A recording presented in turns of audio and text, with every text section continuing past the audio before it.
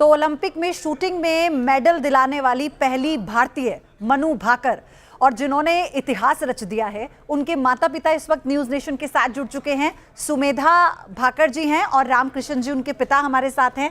आप दोनों का बहुत स्वागत है न्यूज नेशन पर और बहुत बहुत शुभकामनाएं। आपके चेहरे बता रहे हैं कि कितना गर्व हो रहा है। तो सबसे पहला सवाल तो मेरा यही है, बेटी ने सीना चौड़ा कर दिया, कितना बड़ा मोमेंट है आप दोनों के लिए? जी, मैं बहुत खुश हूँ कि बेटी ने आज मुझे यहाँ बैठ के आप सभी से बातें करने का मौका दिया। इससे बड़ी खुशी और मेरे लिए क्या हो सकती है। जी, और बेटी की माँ का कहते हैं ना बहुत बड़ा किरदार होता है, कहते हैं पालन पोषण में चाहे बेटा ही क्यों ना हो। तो आपका जो योगदान रहा है उसकी बहुत सराहना हो रही है। तो और सबसे पहले तो ये कि प्रधानमंत्री मोदी ने बात की है मनु भाकर से, इस उपलब्धि पर कैसा लग रहा है? जी जी, मेरी ना अभी मनु से एक्चुअली बात ही नहीं हो पाई है। कल शाम को बात हुई थी मेरी 10 बजे, उसके बाद से मैं मनु से जुड़ नहीं पाई हूँ। मैं जसपाल सर से बात करके मनु का हालचाल पूछती रहती हूँ कि मनु कैसी हैं सर। मनु मतलब सर को ना मुझे कहने की ज़रूरत ही नहीं पड़ती, सर बहुत अच्छे से ख्याल रखते हैं मनु का। जी, रामकृष्ण जी आपसे भी जानना चाहती हूँ, एक पिता होने के नाते कहते हैं ना कि बहुत महत्वपूर्ण हो जाता है वो लम्हा जब बच्चा कुछ कर गुजरे, और वो भी देश के लिए। आपको क्या महसूस हो रहा है इस वक्त?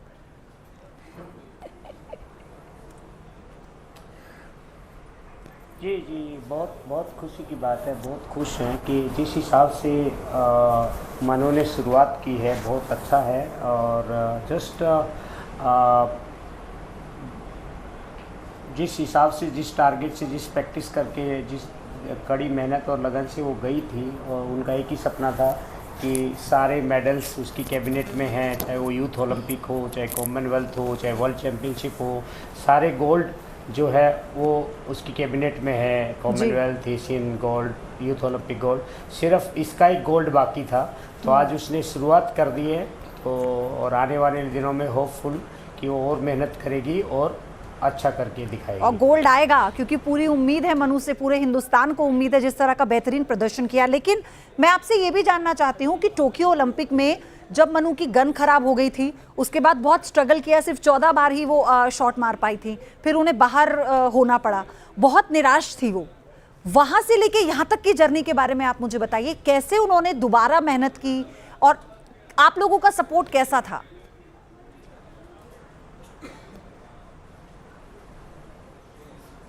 जी, एक्चुअली टोक्यो में गन माल फंक्शन एक ऐसा टेक्निकल पॉइंट था जो नॉर्मली 10 लाख पिस्टल्स में एक पिस्टल में इस तरह की कमी आती है, और वो ओलंपिक में मनु के साथ हुई। तो वो एक बहुत बड़ा बैड लक था, किस्मत ख़राब थी। अदरवाइज मनु ने उस मैच में भी क्योंकि 20-22 मिनट ख़राब हो गए थे, नहीं तो वो उस मैच को भी लगभग फाइनल तक पहुंचा गई थी, लास्ट शॉट तक पहुंच गई थी। बट वो फाइनल में नहीं जा पाई। लेकिन उसके बाद भी मनु रेगुलर मेहनत करती रही, और जो उसके साथ में हुआ उससे, वो बारीकियों से उसने कुछ सीखा और आगे बढ़ती गई, और आज रिजल्ट आप सबके सामने।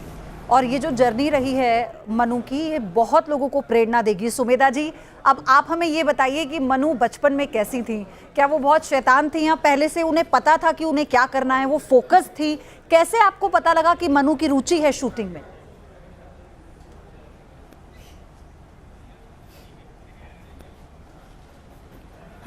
शूटिंग में तो मैम रुचि 10th क्लास में जैसे था, उससे पहले तो उसने काफ़ी गेम करके छोड़ दिए थे।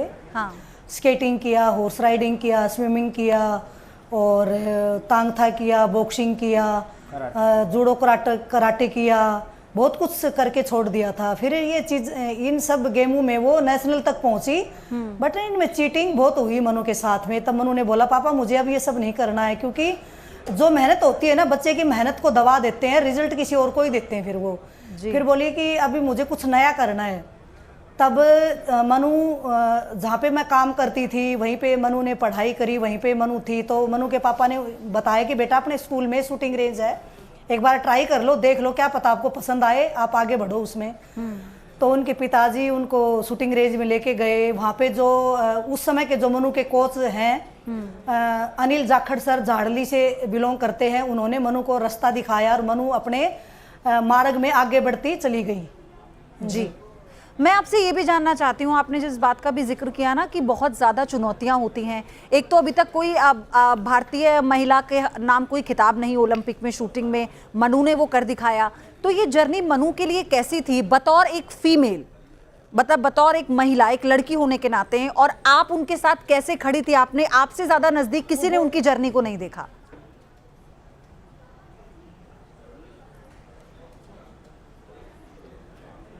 मैंने मैम भगवान से बेटी मांगी, मैंने झोली फैला के बेटी मांगी कि मेरे घर में, मेरे आंगन में बेटी की किलकारियाँ गूंजे, और जो सपने हैं एक बेटी और माँ को साथ पूरे करने के, वो हम सपने दोनों माँ बेटियाँ पूरे करेंगी जी। तो बोलते कि मेरी पुत्री के पाँव मुझे पालने में दिखाई दे दिए थे कि ये जब छोटी सी तभी आसमान में ऐसे कूदती थी, बिस्तर से अपने कूदती रहती थी।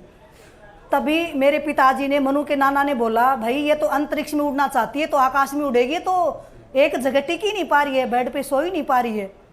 तो फिर ये मैंने भी देखा गहराई से कि कुछ तो करेगी बेटी। जब धीरे धीरे बड़ी होती चली गई, मैंने इसकी एक्टिविटी देखी, इसकी क्रिएटिविटी देखी, इसको घर के काम में कोई मन नहीं होता था करने का, इसको कुछ अलग अलग चीज़ें करनी होती थी। वो जो ये मांगती थी, रात को भी 12 बजे इसने मांग लिया, तो मैं कोशिश करती थी कि मैं अपनी बेटी के लिए, अपने बेटे के लिए मैं लेके आऊँ। जो मेरे बच्चे मुंह से मांगेंगे वो मैं सब पूरा करूँगी। मेरा एक ही सपना था बच्चों को लेके, और वो मैंने हर संभव पूरा किया। मैंने कभी कोई बच्चों में कमी छोड़ी नहीं जो मैं इनकी मांगे पूरी नहीं कर पाई, और इन्होंने बच्चों ने वही मांगा जो जायज़ था, जो इनकी लाइफ में आगे काम आएगा। तो भगवान ने बेटी दी, मेरी जीवन में मेरी बेटी आई, मेरी ज़िंदगी को संवारा। दोनों बच्चे मेरे इतने संस्कारी हैं कि जब एक माँ के बच्चे होते हैं वो इतने संस्कारी होते हैं, तो माँ की ज़िंदगी तो जीते जी स्वर्ग बन जाती है जी। तो मैं बहुत खुश नसीब माँ हूँ कि बोलते हैं बेटे भाग्य से मिलती हैं, बेटी सौभाग्य से मिलती हैं। तो मेरा तो भाग्य ही खोल दिया था मेरे बच्चों ने मेरी ज़िंदगी में आके। देखिए, जब माँ बाप को गर्व करवाना हो, चाहे बेटा हो या फिर बेटी हो, उसमें तो कोई भेदभाव होता नहीं है ना। जो सफलता है वो ये तो नहीं देखती कि लड़का है या लड़की है, लेकिन ये ज़रूर एक प्रेरणा वाली बात है सुमेधा जी कि जहाँ से आप लोग आते हैं, अगर जब हम हरियाणा की बात करते हैं, उस बेल्ट की बात करते हैं, तो कहते हैं ना कि लड़कियों को बहुत ज़्यादा आज़ादी नहीं दी जाती, लेकिन हमने हरियाणा से ही ऐसे ऐसे उदाहरण देखे हैं जिन्होंने पूरे देश में महिला होने का डंका भी बजाया है और देश को भी गौरवान्वित महसूस कराया है।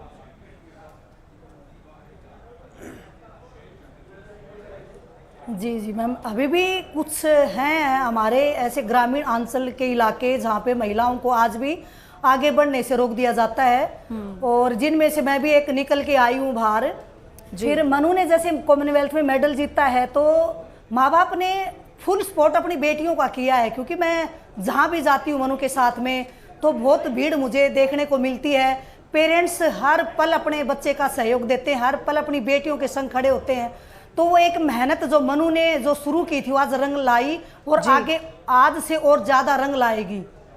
रामकृष्ण जी, हम बात शूटिंग की करते हैं, तो लोग अब आकर लोगों को पता लगा है कितने तरह के हमारे जो इवेंट होते हैं, कितने तरह के हमारे ओलंपिक में जो खेल होते हैं वो है। तो आपके साथ कभी ऐसा हुआ कि आपके आसपास के लोगों ने आपको कहा हो, समाज के लोगों ने कहा हो कि बेटी को क्या करवा रहे हो, कुछ और करवा लो, डिग्री दिलवा लो, डॉक्टर ने इंजीनियर बन जाएगी, तो ऐसा कभी कुछ हुआ आपके साथ?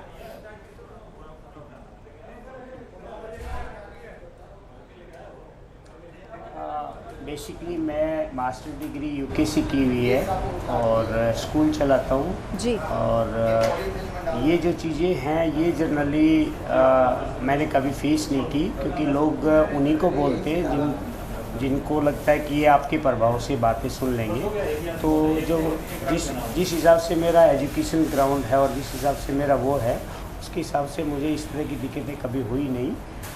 रही बात मनु को कराने की कि मनु को क्या करना है और मेरा बेटे का नाम अखिल को क्या करना है, तो उसमें ये होता था कि हम बैठते थे, मैं, मेरी मिसेज और बच्चे, और बच्चों की जो जायज़ डिमांडें थी कि भाई ये करना है, ये खेलना है या ये चीज़ें खरीदनी है, तो बच्चों की छोटी छोटी खुशियाँ होती है, कभी उन्होंने नए जूते मांग लिए, नए चप्पल मांग लिए, नए पजामे मांग लिए, या वहाँ खेलने जाना है, यहाँ खेलने जाना, क्योंकि मैं एक नेवी का ऑफिसर रहा हूँ, तो ये फाइनेंशियल मुझे कभी प्रॉब्लम नहीं हुई। और रही बात समाज की, समाज में मतलब कभी इस तरह का किसी से मुझे फेस नहीं किया कि जिसने मुझे ऐसा डाला हो, क्योंकि मेरे पिताजी ने तो कभी ऐसा नहीं कहा कि भी इनको ये मत पढ़ाओ, ये मत खिलाओ, ये मत कराओ। तो इन जनरल, इन शॉर्ट, किसी की तरह की इस तरह की दिक्कत नहीं हुई। ओनली जो मनु को प्रॉब्लम फेस हुई, जो स्ट्रगल जिसको कह सकते हैं, हाँ। एक तो बड़ा वो था कि नौकरशाही से हमें पाला पड़ा था, जब उनका लाइसेंस बनाने में एक अड़ियल अफसर ने हमारे 45 दिन तकलीफ दी थी जी। और दूसरा ये होता था कि क्योंकि मेरा जॉब ज़्यादातर बाहर होता था, तो उस टाइम पे ट्रांसपोर्टेशन की दिक्कत होती थी। तो इसकी मम्मी और ये अभी क्योंकि दोनों को ड्राइविंग नहीं आती थी, ये बच्ची थी, और तो उसमें थोड़ा मुश्किल होता था। तो समहाउ सुमेधा जी मैनेज कर लेती थी। कभी स्कूल से ड्राइवर लेके जाते थे, कभी गाड़ियाँ किराए से लेके जाते थे, कुछ इस तरह लेके जाते थे, तो वो उस दौरान वो कर लेते। यही मैं कहूँगा कि इसकी मम्मी ने बहुत सारा इसमें स्ट्रगल किया कि वो जब मैं बाहर हूँ तब वो मैनेज करती थी। जी रामकृष्ण जी, माँ बाप बच्चों के पहले गुरु होते हैं और सबसे बड़ी प्रेरणा भी माता पिता ही होते हैं किसी भी बच्चे के लिए। लेकिन मैं आपसे ये भी जानना चाहूँगी, मनु को सबसे ज़्यादा प्रेरित किसने किया? मनु का प्रेरणा स्रोत कौन था, आप दोनों के अलावा शूटिंग में? मनु का शूटिंग में कोई आइडियल नहीं है, कोई प्रेरणा स्रोत नहीं है। मनु को डिफरेंट स्पोर्ट्स ट्राई करने की एक आदत थी। वो हर साल में, 2 साल में, 1.5 साल में वो गेम छोड़ देती थी, और उसी कड़ी में उसने जब कराटे खेल रही थी तो उस टाइम पे वो 10th में आई थी। तो उस दौरान उसको, क्योंकि 10th में भी पूरे के पूरे मार्क्स चाहिए होते थे, जो कि CBSE में बड़े मुश्किल होते हैं जी। तो उसके साथ साथ में उसको स्पोर्ट भी रखना था। तो उस टाइम पे मैं उसको लेके गया था रेंज में कि बेटा हो सकता है इस गेम में बहुत कम टाइम लगता है, आप ट्राई करो इसमें। जी। और कौन कौन से अच्छे खेल में माहिर हैं मनु? आपने बताया कि जब वो कराटे करती थी, इसके अलावा भी उनकी रुचि उन्होंने कई खेलों पे अपना हाथ आजमाया। तो और इसके अलावा, शूटिंग के अलावा और कौन सा ऐसा गेम है जिसमें वो और अच्छा करती हैं?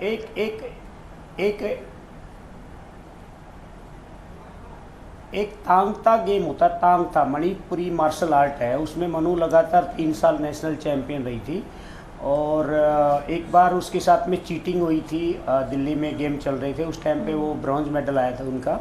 तो उसी दिन वो आके बोली कि पापा ये बहुत चीटिंग करते हैं दिल्ली वाले, तो अभी इसके बाद मैं ये तांगता नहीं खेलूँगी। तांगता हुई थी दिल्ली में उस टाइम पे। और उसके बाद में नेक्स्ट ईयर उसने कराटे शुरू किए थे, तो कराटे में नेशनल में उसका सिल्वर आया था। उससे पहले वो और छोटी थी तभी वो बॉक्सिंग करती थी, स्केटिंग करती थी, स्विमिंग करती थी, लॉन टेनिस करती थी। वो जब भी स्कूल में जिस भी ग्रुप में होती थी, जिस भी हाउस में होती थी, वो ऑलराउंडर टाइप के वो करती थी। जी। और सुमेधा जी, अभी तो लगातार आप लोगों को फ़ोन आ रहे होंगे, शुभकामनाएं दी जा रही होंगी, तो कभी ऐसा हुआ है कि जो लोग पीठ पीछे कहते थे कि ये क्या करवा रही हो अपनी बेटी को, आज वो लोग फ़ोन करके शुभकामनाएं दे रहे हैं?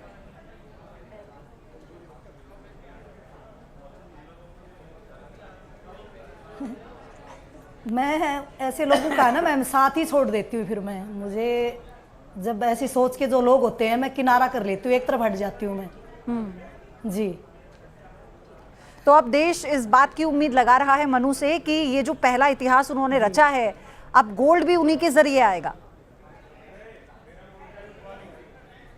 जी।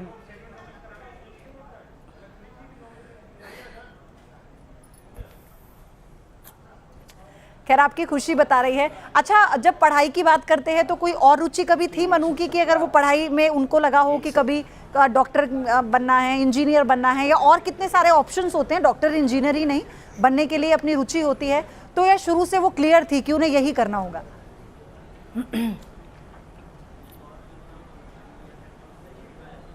मैम वो जैसे 10th में थी तो बायो में उसके जैसे CBSE में उसके 100 में से 100 नंबर आए थे। तो मनु ने बोला मम्मी मैं डॉक्टर तो अच्छा बन पाऊंगी। मैंने कहा चलो ठीक है डॉक्टर बन जाओ फिर। तो उससे पहले मनु ने शूटिंग शुरू नहीं किया था। तभी बातचीत चली रही थी कि मुझे कुछ नया गेम खेलना है, मुझे कुछ नया करना है, यही हमारा जैसे चल रहा था।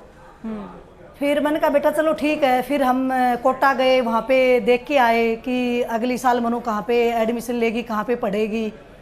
फिर जैसे इनके पापा ने मनु को शूटिंग रेंज दिखाई, तब मनु के कोच ने बोला कि पहले एक बार शूटिंग करके देखो, अच्छा करेगी मनु और रिजल्ट अच्छा दिखाएगी। डॉक्टर को ज़्यादा दूर तक प्रसिद्धि नहीं मिलती है, मेडल आने के बाद में पूरे वर्ल्ड में फेमस हो जाएगी जी। तब फिर ये हमारा जो सपना था डॉक्टर बनने का, मनु का था, ये फिर दरकिनार कर दिया हमने। जी जी। रामकृष्ण जी, अभी आपने कहा कि कल आखिरी बार अभी मनु से बात हुई थी, अभी आप उससे कनेक्ट नहीं कर पा रहे हैं मनु के साथ उनसे। तो अभी जिस वक्त वो अपना गेम वहाँ पर खेल रही थी, पूरा वो फोकस थी, तो कभी ऐसा हुआ कि फ़ोन पर जब आपसे बात हो रही हो तो आपको लगा हो कि वो नर्वस है और उन्हें भी लग रहा हो कि एक बहुत बड़ी जिम्मेदारी लेकर वो भारत से यहाँ आई हैं?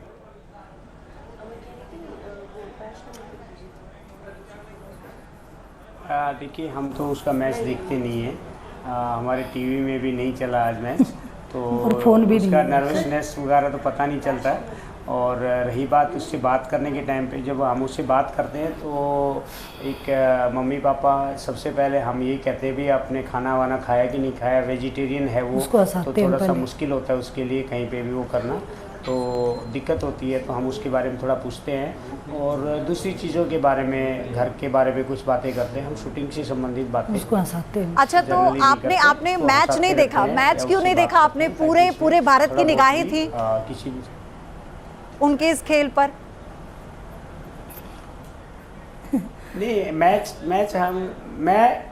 तो हमारी मैडम ने टीवी के लिए बोल दिया और नहीं करना, तो अभी हम कैसे देख सकते थे? अच्छा, ये सुमेधा जी, ये माँ का टोटका था क्या? मैच चल रहा है, आप देख लो। ये माँ का टोटका था क्या? बेटी के गेम में किसी तरह से अगर कोई थोड़ा सा भी लगा कि कुछ ऊपर नीचे हो रहा है तो दुख होगा? नहीं, क्योंकि ना नहीं मैम, मुझे ना एक्चुअली प्रेयर करनी थी, तो कि हम दोनों प्रेयर करेंगे, हम टीवी नहीं देखेंगे जी, बस। अच्छा, तो अब आपकी कब बात होगी फिर? अभी कुछ पता लगा? कोच के जरिए आप लोग बात कर रहे हैं? आ जाओ। हमारा जो समय है वो बेटी के प्रेयर के लिए होगा जी। नहीं, एक्चुअली उसके पास अभी वो वाला फ़ोन नहीं है ना, तो कोच के फ़ोन से करते हैं शाम के टाइम पे। तो अभी टाइम थोड़ी देर में शायद आएगा उसका फ़ोन, अभी तक तो आया नहीं है, और आया होगा तो अभी पता भी नहीं चला आज, क्योंकि बहुत ज़्यादा फ़ोन आ गए ना, तो पता नहीं चल रहा, हो सकता आया हो तो बीच में जी। अच्छा, प्रधानमंत्री ने बात की है उनसे, ये सुनकर कैसा लगा कि मतलब ये तो बहुत महत्वपूर्ण क्षण है मनु के लिए भी और आप दोनों के लिए, पूरे परिवार के लिए भी?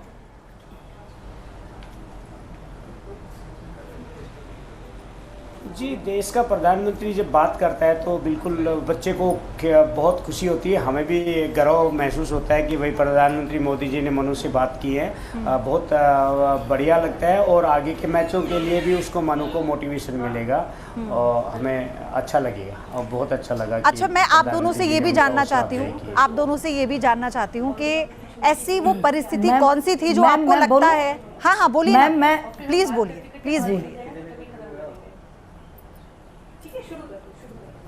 अभी जैसे आप मनु के पापा जी से पूछ रहे थे कि प्रधानमंत्री जी का फोन आया, तो मैं तो मैम इंतजार यही कर रही थी कि कब मोदी जी का फोन आए मनु के पास। मैं तो उस पल का इंतजार कर रही थी और वो पल आज भगवान ने हमें दे ही दिया। जी, मैं बड़ी खुश हूँ जी। अच्छा, तो फिर ये बताइए कि आप क्या कहना चाहती हैं ऐसे में देश के प्रधानमंत्री से, मोदी जी से? आपकी कोई ऐसी मांग है या कोई ऐसी परिस्थिति जिसमें मनु ने बहुत दिक्कतें उन्हें आई अपने इस पूरे मेहनत के दौर में, इस पूरे टेन्योर में, तो एक ऐसी चीज़ जो आप अपील करना चाहती हूँ?